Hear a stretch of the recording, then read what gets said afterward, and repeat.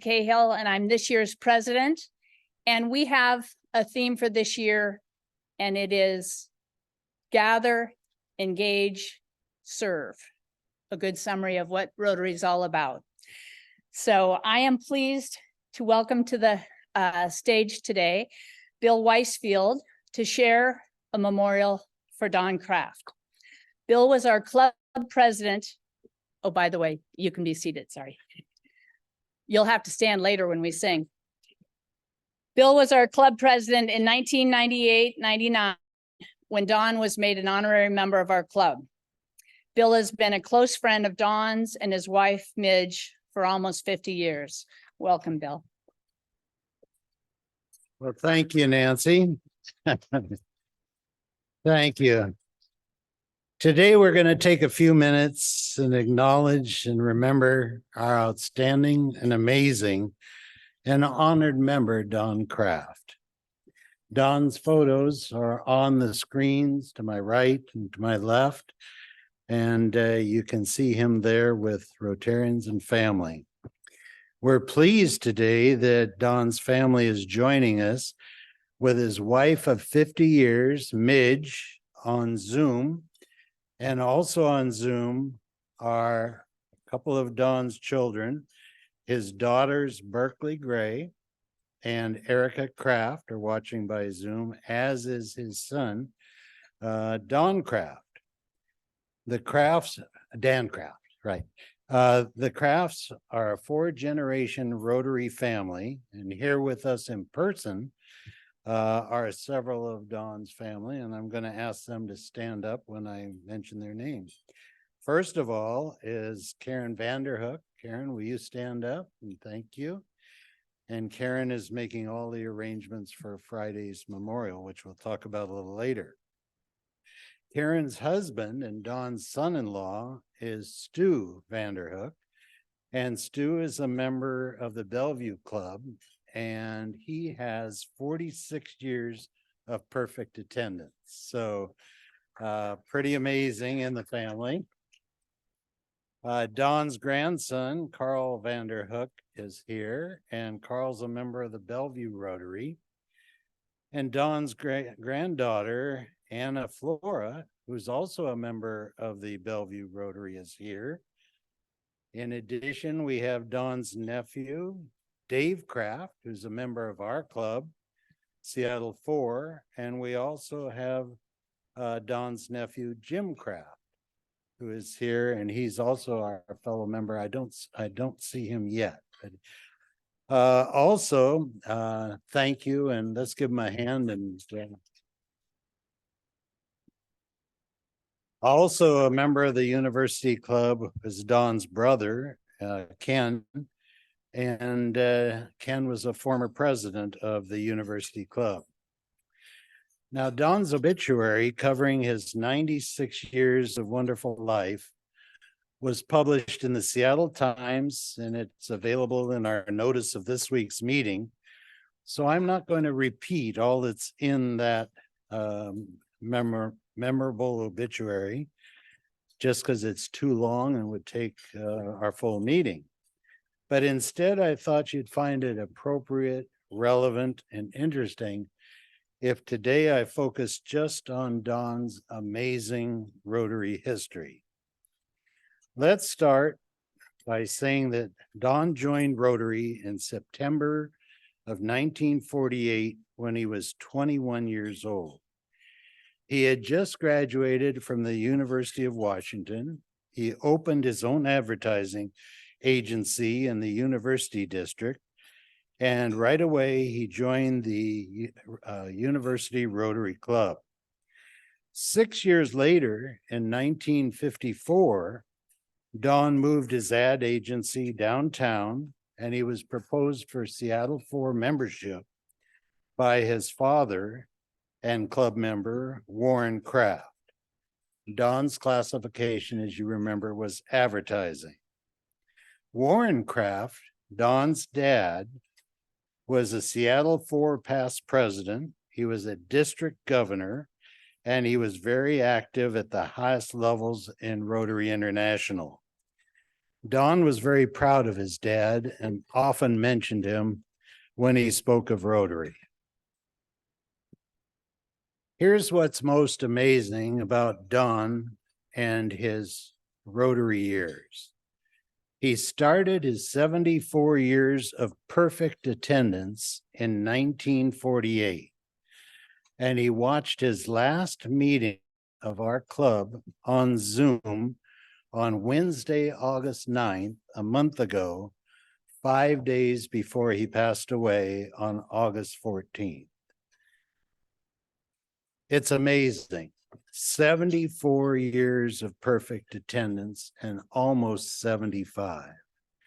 To do the math for you, if we figure 50 meetings a year times 74 years, that's 3,700 meetings without missing. I contacted the history department at Rotary International because I knew we had something special. And I spoke to the lead historian who authorized me to say today, and that she'd back me up, that based upon what Rotary International knows, Don's record of 74 years of perfect attendance is the most ever anywhere in any Rotary club in the world.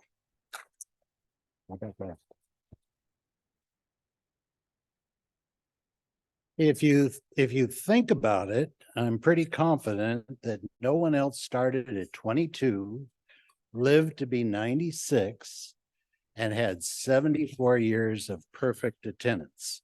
I think that we're pretty safe in saying that he has the world record. The family enjoys saying Don was no athlete, but he did get a world record. In the 60s, 70s, 80s, 90s, and other years that many of you remember, attendance was very closely tracked, and quarterly reports were published in the totem. They would take your name tag, and if the name tag wasn't in the stanchion where all the name tags were, you got credit for the meeting. Quarterly reports were published, and if you fell below 70%, you could actually be asked to leave the club. Don made up missed meetings whenever and wherever he and Midge traveled. 4 more interesting Rotary-related highlights to mention from the vast array of Don's accomplishments. The first is we made Don an honorary member of our club in 1999 during his 50th anniversary of Rotary membership. In that year, the club had 780 members, and he was chosen unanimously by voice vote. Don always said that that was one of the highlights of his life. At that time, our club was the largest in the world. Our Rotary International membership rules say, quote, honorary membership is the highest distinction a club can bestow. And we bestowed that on Don, and he was very proud of that. Second of the 4 things I want to mention is that Don was our club president from 73 to 74, and he also served as president of the Seattle Rotary Youth Foundation, and he was proud of both those events. The third thing is that Don chaired our 75th anniversary project in 1984. And at that time, under his leadership, we raised $3 million for KCTS Channel 9. If you take $3 million in 84 and compound it at 6%, it's like $22 million today. So it gives you some idea of what we were able to do. The fourth of the 4 things I wanted to mention is that Don was also chairman of our centennial in 2009. And Don chaired the campaign for the Wellspring Family Services Rotary Support Center, which raised $4 million for the building, which is on Rainier Avenue. Well, there's so much more to say, and there's so much more that's written in Don's obituary. But in summary, Don was just a kind, wonderful person, and he graced us on this podium in several roles and so many ways. A celebration of Don's life is going to be held starting at 2:00 this Friday at the Marabella, and that's located at 116 Fairview Avenue North. It's right up by the old Seattle Times building, and Karen has emphasized that parking is going to be very difficult, but it will be available in parking lots around the Marabella. The family suggests also that in lieu of flowers, that donations be made to the Seattle Rotary Foundation, and Mary has sent out the address both in email and our notice of this meeting. A closing thought. Someone once said, a pretty sunset can remind us that even the end, it can be beautiful. And I think that's true about Don. Now, if you're able, would you please stand for a moment of silence in the memory of our honored, amazing Mr. Rotary, our wonderful world record holding member, Don Kraft.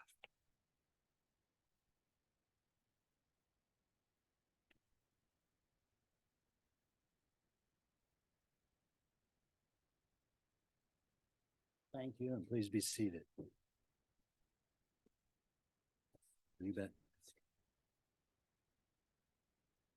Thank you so much, Bill. Now you understand why we changed the order for our meeting so that we can have a chance to stand and sing after hearing about Don's impact on Rotary. So to lead us in song, we have Jimmy Collins, accompanied by Freeman Fong. We will then have Nick Anderson share an inspiration, and John Kilpatrick will introduce our newest member. Jimmy? Thank you very much, Nancy. You know, as I was thinking about the right song for this particular day, those of you that know me realize that I'm a pretty optimistic, positive individual and believe that we have a wonderful world. But as I thought about Bill's testament to our good friend Don, Don, in my mind, represents among the best in our world. And so Louis Armstrong made this song popular. I hope you'll join me and sing with gusto.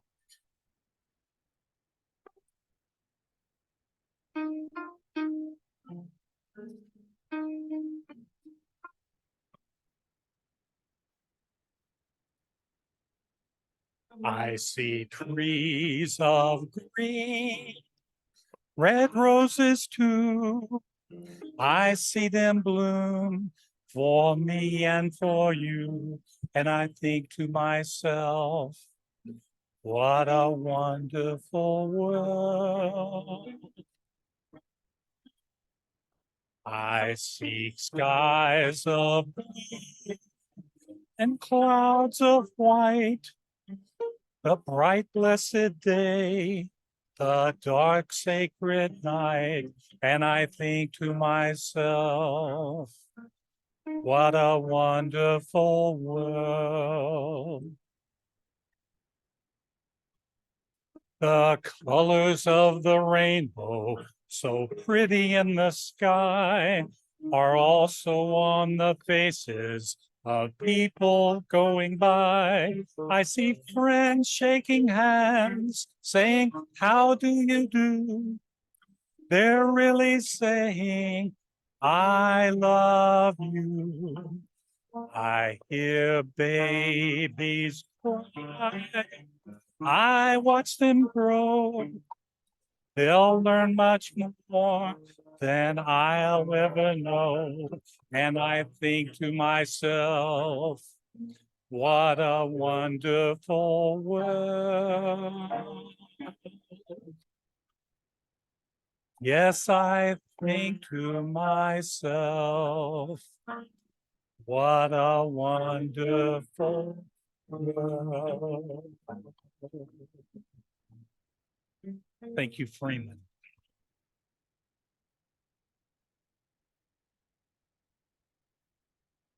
Love that song. Please have a seat. I have a message for you today, and it's simple. My friends, you are heroes. But I don't mean this in the, what's the word? I don't mean it to boost your ego, or I'm not going to ask you for money. I'm not telling it as, to pump you up. I'm telling it in the context of the hero's journey, the literary framework from J.R. Tolkien to J.K. Rowling's. The journey of a hero begins in a departure from the normal into a new world. And in that new world, as heroes, you were initiated. You went through something. And then you were invited to return. If you think about your own life story, the arc of the story of your life, who was that herald that called you into adventure? Maybe it was the first time you moved out on your own. It was into a new job. Maybe it was something that we can't even imagine that you were called into. And that initiation, that experience that you endured that shaped the person you are today. What was that? What is that story? Who was the villain that you faced in the story of your life? The threshold guardian that said, no, you shall not pass, but you went past them anyways. That moment of realization when you discovered who you are in that new world. And then who was it that called you back in your return? To return back to life as the master of two worlds, as the hero. You are heroes in the story of your life. If you think about it in that context, you can also think about the roles that you play in other people's lives. Maybe you've heard we're all just extras in the movies of someone else's life, but are you the herald? Are you the one calling someone to adventure? Are you the mentor, the guide, the helper? Perhaps you've been the villain. What is the role that you play in other people's lives? I think about this in the context of Rotary, in a room filled with heroes, but also filled with mentors and heralds and guides and helpers. What a story, 74 years of perfect attendance. What a legacy. What a hero. What a mentor. How many of you sitting in this room can be a mentor to the next generation of Rotarians? How many of you can be the herald that says to that next generation, come on in for lunch, you're welcome. It's good. Where are you at in your own journey as a hero? Going through initiation, ready to return? These are the questions that I leave you with. I don't have answers, but just an invitation to come back next week. Thank you.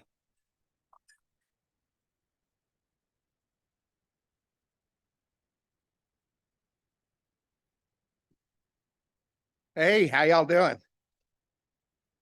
President Nancy, where is President? No, she's hiding over there. Boy, doing a great job, President Nancy. She is absolutely the woman I want to be when I grow up. President Nancy, honored guests, fellow Rotarians, it is my honor and privilege this afternoon to introduce the world's newest Rotarian, Dr. Andrea Block, who goes by Ani, classification healthcare, who is proposed by Fedva Dickman and Susie Rowe. You know, I'm getting pretty lucky with these new member intros. This one just writes itself. Ani Black holds a doctorate in naturopathic medicine from Bastyr University here in Seattle, and is also a licensed midwife and a licensed massage therapist. But I'm getting way ahead of myself. Ani was born in Seattle and raised on Capitol Hill. In fact, Volunteer Park was in her backyard. She attended Madrona Elementary School. Now, what I'm about to say may sound surprising to some of you younger members, but Ani was the only white girl in her 6th grade class in the 1960s as part of a, hard to imagine those days, a voluntary desegregation program promoted by Kay Bullitt. When Ani was in high school, and I want to stress this was high school, she was introduced to the healthcare profession by spending a summer in a disadvantaged rural community in Ecuador, giving tuberculosis vaccinations. I want to stress that's how Ani spent her summer in high school. Afterwards, Ani went east to study biopsychology at Tufts University. And if that wasn't enough to impress you, she also played on the varsity soccer team there. She then returned to Seattle, studied naturopathic medicine, and opened her own practice on First Hill near Swedish Hospital. In the early 1990s, rural living called her name. Ani closed her medical practice and moved to Eastern Washington to work as a prenatal and postpartum case manager in a rural clinic. She lived on a farm on about 60 acres, some 10 miles from the nearest town, surrounded by cattle, horses, and commercial orchards. The biggest annual event was the Okanagan County Fair, where her daughters could show their 4-H lambs, guinea pigs, horses, and the family dog. While there, Ani married and raised 2 daughters, one who is presently in Arizona, working on her PhD in biology, studying the effects of global warming, and one who recently graduated from Scripps College in California in organizational studies. While we're on the topic of her family, some of you may remember her parents. Her father, Alan Black, who recently passed away at 95, was active in the historic preservation of Pioneer Square. And her mother, Sally Black, was a family therapist and a singer of note. Ani also has a brother and sister who live in Western Washington, and her uncle, Bill Black, was a former Rotarian. About 7 years ago, Ani moved back to Seattle and retired from the healthcare field.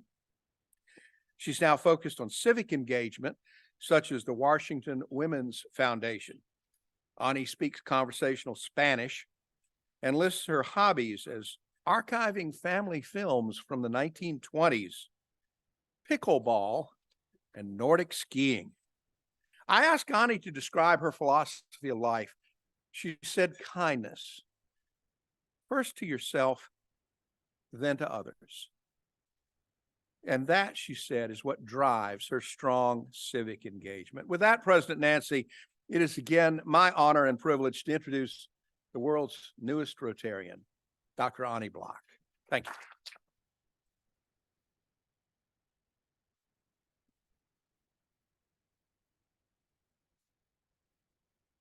So for a moment. So Ani, you now join a group of many, many, many, many Rotarians. The stats are it's 1.4 million Rotarians and 46,000 clubs. And we are so fortunate to have you in our midst and look forward to getting to know you.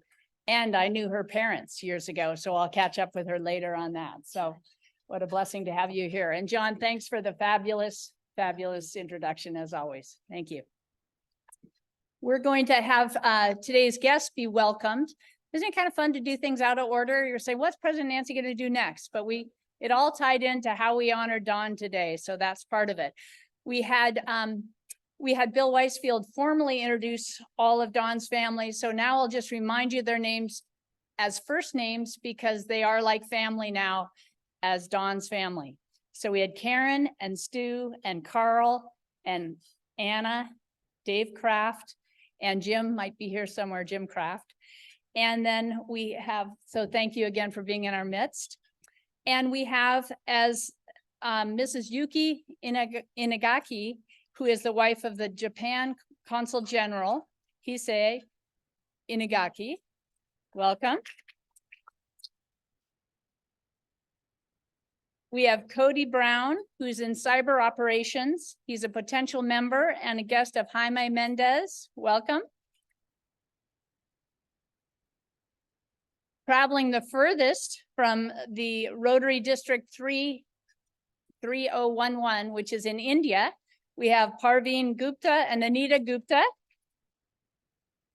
And their son, Dipanshu Gupta, he is their translator and their son. So just equally important roles for him.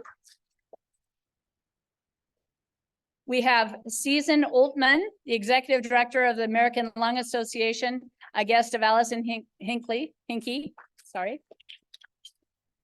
And we have Sean Henley, who's a major. He's in the Corps Commander Initiative Group down at Joint Base. So welcome all of our guests. I didn't get a chance, I got a chance to thank John for his introduction, but I did want to thank Jimmy and Freeman for their wonderful rendition of that song in honor of Don. And thank you so much, Nick, for your words of inspiration. So I'd love to have Jimmy Collins back to the stage. Some of you don't know his dual titles. We think of him as Jimmy, but he is a retired Major General. He served from 2002 to 2005 as the Deputy Commanding General and Chief of Staff at what was then called Fort Lewis. Jimmy? Thank you. And thank you very much, Nancy, for that kind, brief introduction. I have been working for 2 years to get now Lieutenant General Xavier Brunson to come tell us about the Army for which he serves in a key role, and have been looking forward to today in the program. My instructions say that I'm introducing him. Actually, I'm announcing Xavier's situation. I talked with him on the phone just a little bit ago. Yesterday morning, when he was doing his physical training with the younger soldiers, he was either bitten or stung. He's not quite sure which, but overnight his left hand grew to be twice the size of his right hand. And so he's been with the doctor this morning. And as I told him, I said, sir, all of us work for somebody. You're under doctor's orders right now. So he's unable to be with us today. He has promised that if we want him to come, he will make every effort to come talk to us again later. But I'd like to just tell you briefly, particularly those of you that came hoping to hear more about your Army, what First Corps does. I describe it inside the wire, 91,000 acres known as Joint Base Lewis McChord in mostly Pierce and part of Thurston County, Washington. And the 3-star headquarters that General Brunson leads is actually the Army's operational headquarters for the Indo-Pacific region, which is it was the largest region when it was called PACOM. Now it's even larger because we have the United States Department of Defense has carved up the globe and put people in charge of helping to maintain the peace and to enhance relationships with our strategic partners. But for those of you that are more into numbers, First Corps includes 3 Army divisions that are led by 2-star generals, one here in Washington, the 7th Infantry Division, one in Hawaii, the 25th Infantry Division, and one in Alaska, the 11th Airborne Division. The focus of their activities is preparation and encouragement of our strategic relationships throughout that area. And in doing so, they conduct more than 30 exercises annually. They have roles with strategic partner countries, among them Japan and the Republic of Korea. We are pleased to see our members of our club today from those 2 countries. And General Brunson and his team spent quite a bit of time with your armed forces in Asia. We have India represented by our visiting Rotarians. We have the Thais, the Singhs, the Filipinos that are involved in these many exercises year-round. Now, I'm not going to try to make you an expert on First Corps. Most of you that know me realize that I'm a shameless supporter of those that serve and those that support them, families as well. But I will say that Major Sean Hanley, who was introduced a few moments ago, is in General Brunson's chair, helping make sure his lunch doesn't go to waste. And Sean is well-versed in what First Corps does and has promised to stay for a few minutes afterwards. If any of you would like to find him, he's in the great-looking, what the Army now calls pink and greens uniform, with heritage in World War II uniform lore. So Sean, we appreciate you doing that, and thank you all very much. And I'll send our good wishes to General Brunson for a speedy recovery. Nancy?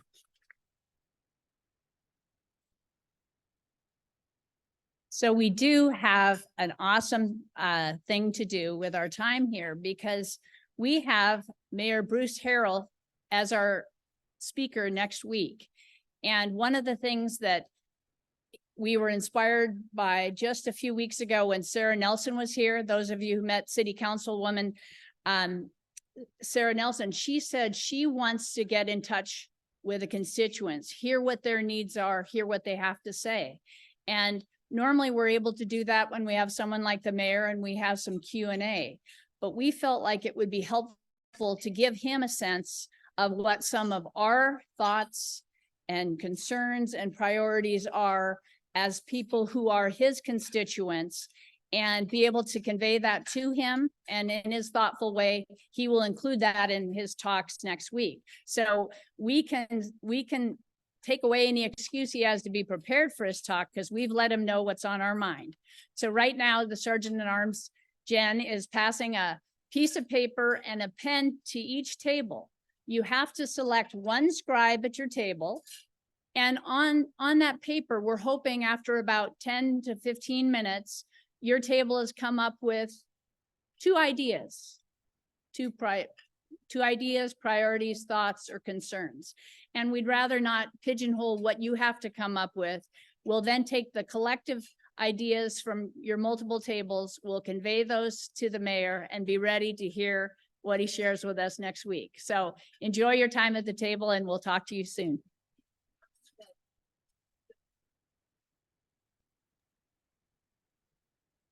Hey, everybody, I'm your Zoom host, and that came as a surprise to me. So I'm not exactly sure what we're supposed to do online. I'm going to invite you to pose your questions, perhaps in the chat, for the mayor next week, and or topics you'd like Mayor Harrell to address. And then I'll save the chat and we'll input all of that back through the club channel to the mayor's office. Does that sound okay to everybody? All right, chat away in the chat.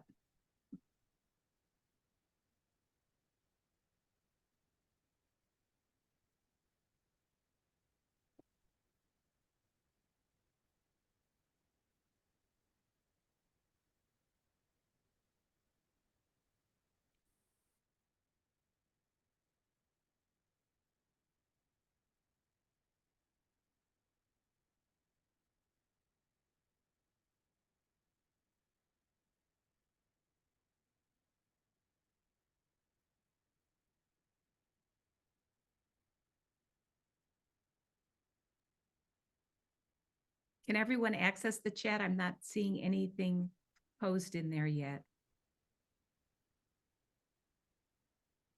All right, I see a couple thumbs up. All right, keep chatting.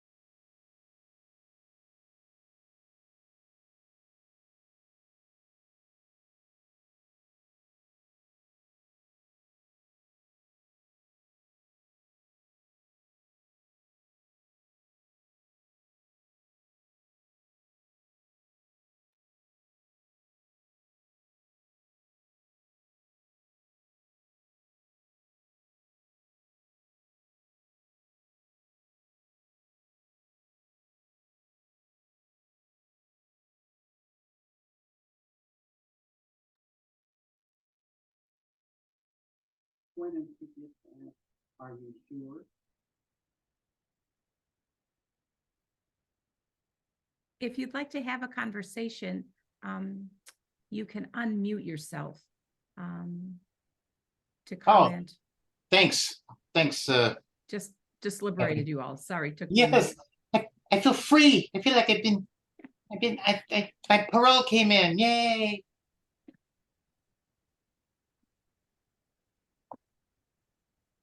What was the assignment given to the tables in the other room to identify two issues? Yes. Oh, Um, I thought it was the all mayor our, is the mayor is speaking at Rotary next week, and so our activity in the ballroom is to distill each table down to 2 questions. But I'm taking think liberty in here the and chat saying box, let's put the- all of our issues out, which may overlap with what comes out of the ballroom. the issue of homelessness and Drug police possession, graffiti, seem to be coming up. encampments.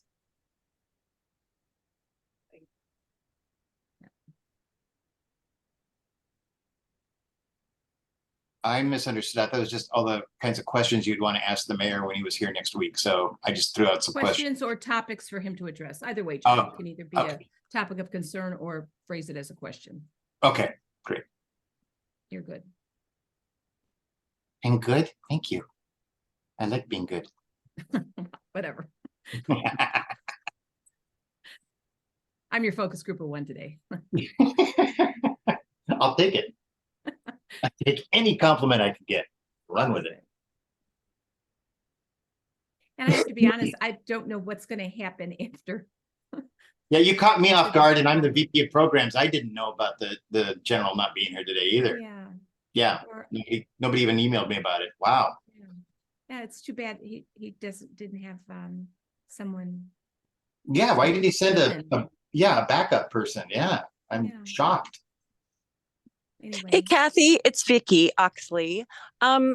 I'm guessing he will, but maybe I shouldn't assume this, but I was thinking that he is going to give us an update on the plans that he outlined when he spoke with us a few months ago.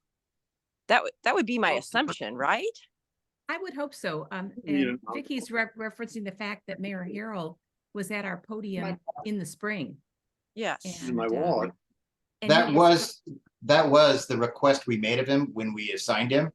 Okay. We asked if he would address the challenges that he had, what were his successes, and which ones are still out there that has not been successfully Yeah. completed. So yes, we did ask that of him when we signed him up. Okay.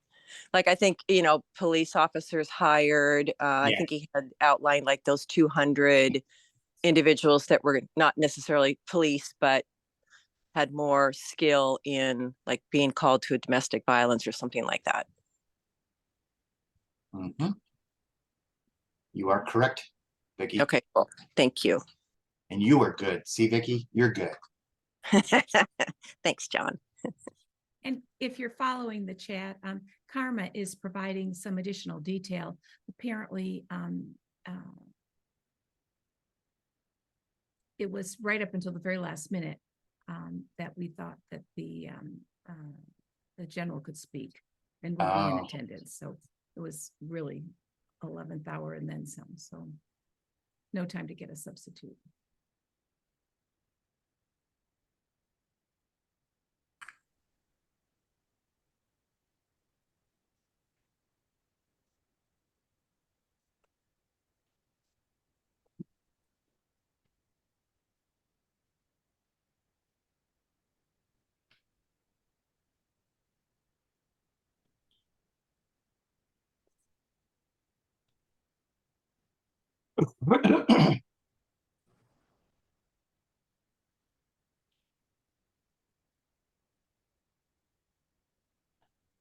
I'm reading in the chat box and thinking about my own underlying issue, and that we label it homelessness, but it may be more related to drug addiction, and Seattle may not be responding as in ways that it could be responding to the issue in the street.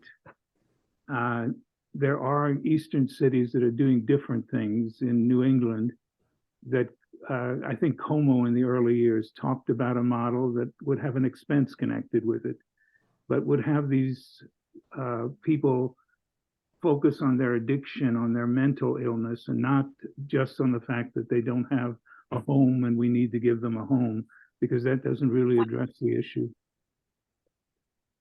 And we could model ourselves on that and shift the way we spend money on the matter of homelessness. Friday. Chuck and Pat said the 27th would work for them. Mhm. Well, my feeling is that the two topics have to be the crime and violence that's been going on and the homelessness, all the, I mean, people camped under the freeways, creating dangers and that kind of thing.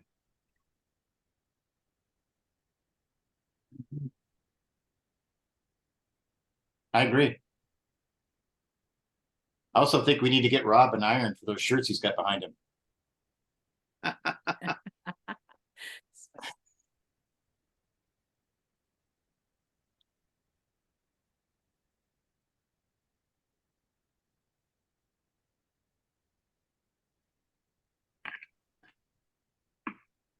Do other people want to give themselves voice?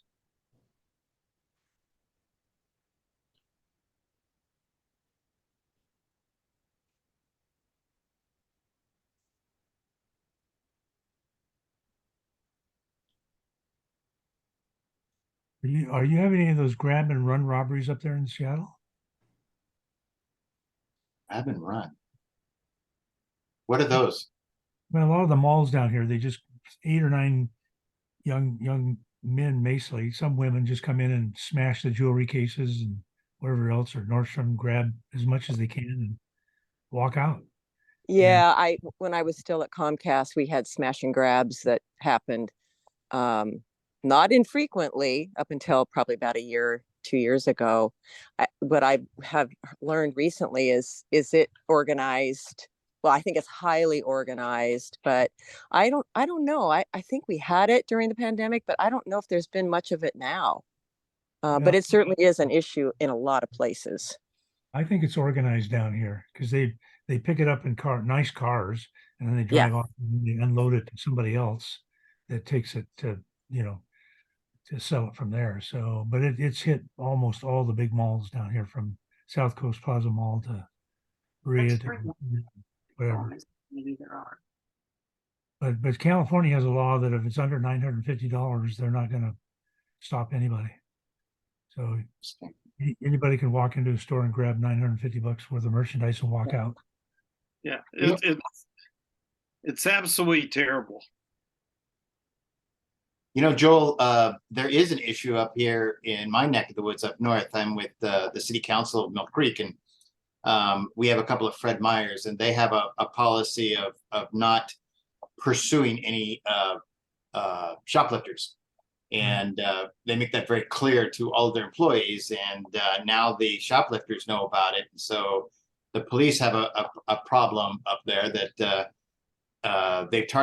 shoplifters have targeted all the Fred Meyers, and they're going in and taking anything of value and just walking right back out the door.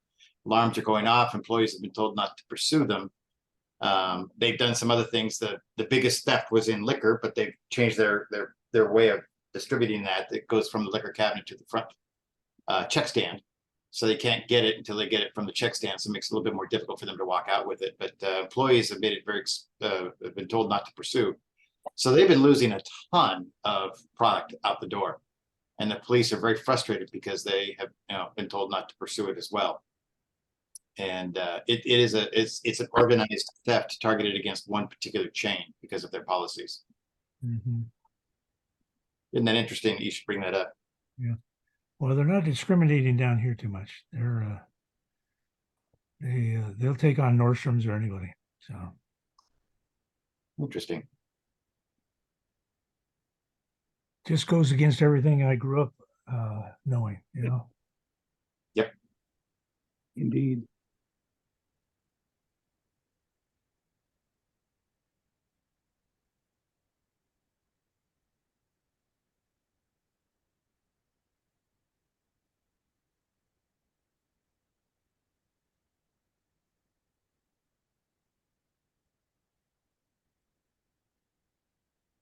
Well, I think we've kind of beat this little horse to death. So if people need to drop off or head out, I totally understand. Yeah, this is a shame. Yeah. Yeah. I will make one. Good seeing all of fast- you. I will make one fast public service announcement on behalf of the Peace Builder Committee. We are planning a peace bowl this Saturday at noon at the Detective Cookie Chess Park. It's our club's our club's observance for International Day of Peace this month, and part of our support for that project. So if you're down in the Rainier Valley or would like to be down in the Rainier Valley for about 45 minutes Saturday, starting at noon, please join us. We'll be dedicating a Seattle Rotary Peace Bowl. Detective Cookie, some of the students participating in that chess program will be there.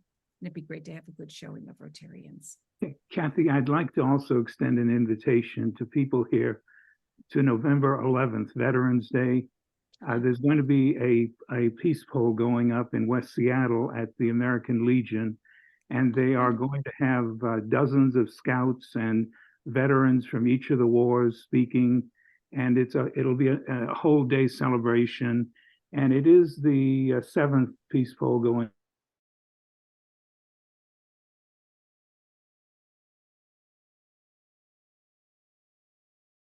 Up that piece of paper from each table, and we'll see next week how he addresses some of our ideas or concerns. So thank you very much for your active participation in showing our love for this city and how we hope to see some positive change. We are grateful for our sponsors. Joel Farrell, longtime member, is a sponsor of our club, as is Bloodworks Northwest. Our Sergeant at Arms, Jen Gladish, will provide today's announcements. Jen?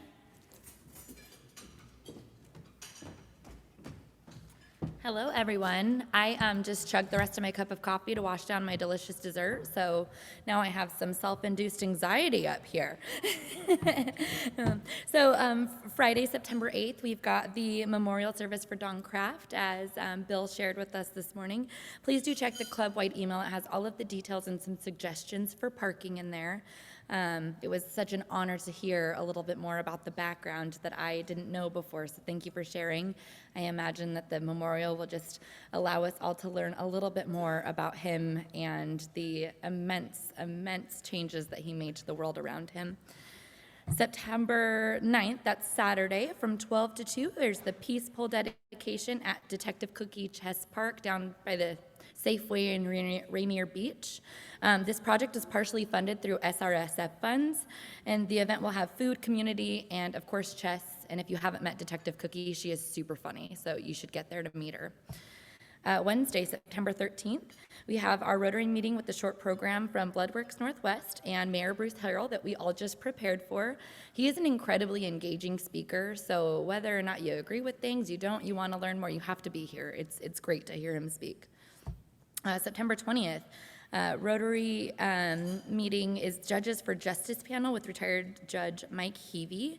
This will be at the Motif on the 4th floor with the really, really, really incredible views and food, so be there. September 21st, Thursday, is the Lake Union Rotary Happy Hour for Good. There's some more information about that on our website too. Make sure you're checking that out weekly because they do a great job of keeping it updated for us. September 27th is our Zoom-only meeting with Dr. Doris Macaria of Orbis International, the nonprofit dedicated to saving vision in people across the world. I've heard that's going to be a really great one too. And on October 2nd, where's David Bobanek? October 2nd, right? Yes. Okay, October 2nd is Hunger Strikes. If you have not joined a team for Hunger Strikes yet, you have got to get on this website. Nancy's going to have a slide that shows you where that is before. I've got a team. This is open for the first time this year to non-Rotarians, and we had an absolute blast last year, so it's to raise money, to fight hunger. David's happy to give you some more information too. Oh, and drink beer. I did that. Yeah, I bowled really well. And we've got some really great bowlers here. Jeff Borick, he's a great bowler. But you've got to get there. It's a good time and for a good cause. Thanks so much.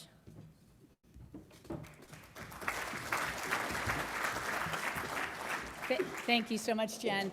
And do you know Mark Wright even has his own multiple bowling balls, and he has shoes. He comes equipped with all the stuff. So none of the rest of us have a chance, but it's a great cause, and we're glad to have a talented bowler like Mark raising money for a good cause. So we're honored to have with us for his last Rotary meeting in Seattle, our member Consul General Hisei O Inagaki. Sorry, I did not do a good job on that. Yes. Joined by his wife. I'd love you to stay standing so we can say a couple remarks in your honor, sir. Our Rotary community has benefited, both of you, yes, you and Yuki. Our Rotary community has benefited in many ways since your arrival during the pandemic in the summer of 2020, highlighted by your involvement in our Diplomacy Day program about East Asia, which took place this past April, and your now famous origami diplomacy. Thank you for providing leadership in fostering goodwill and public diplomacy in our region for these past 3 years. We wish you and your wife our best regards as you return to Japan. Please consider Seattle your second home and accept our warm appreciation for your service.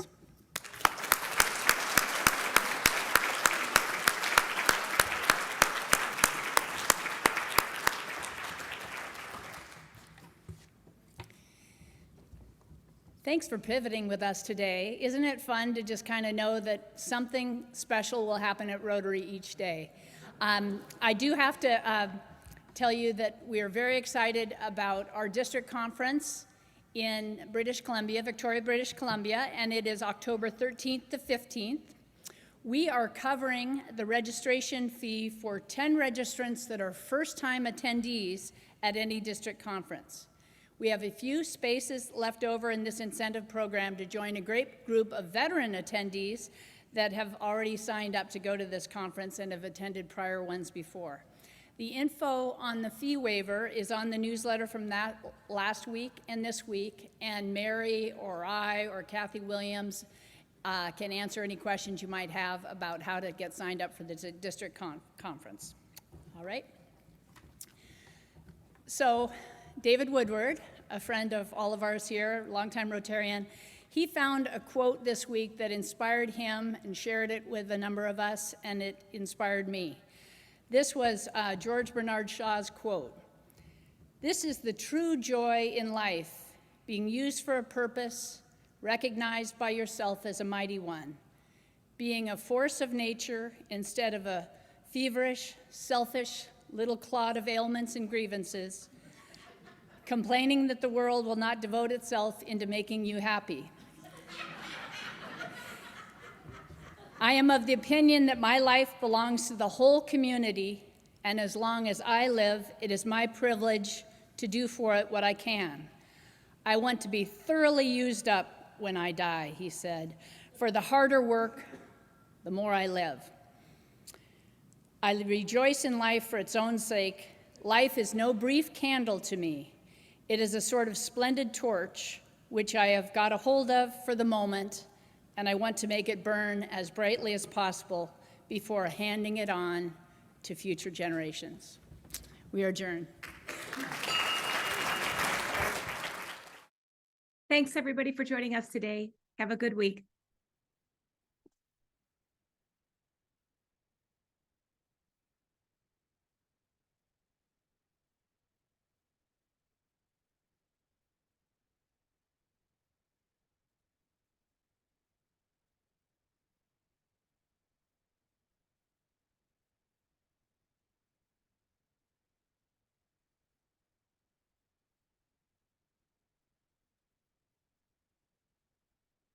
Hi, Kathy. Hi, Erica. Hey. Yes, the other thing you can do is I can, if you give me your email, I can forward our club newsletter that comes out on Fridays, and it has a recording of the meeting.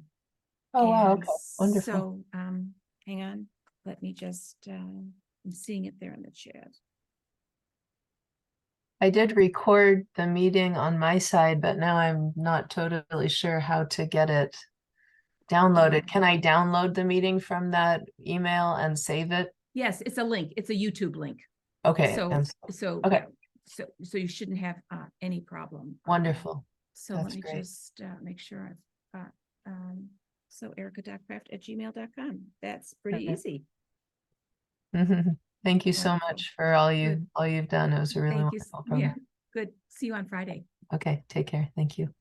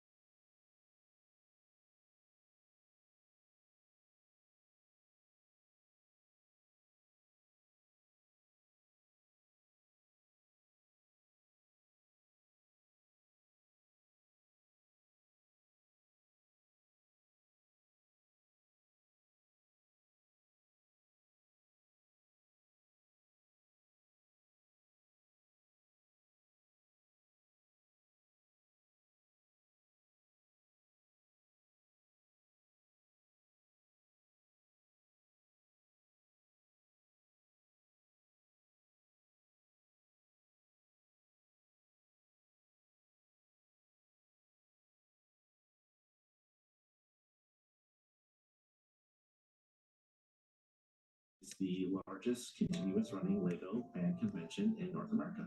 We are breaking tradition. For the last 16 years, we were at the exhibition hall at the Seattle Center during the first week in October, and we are no longer there. We are now at the main Bowery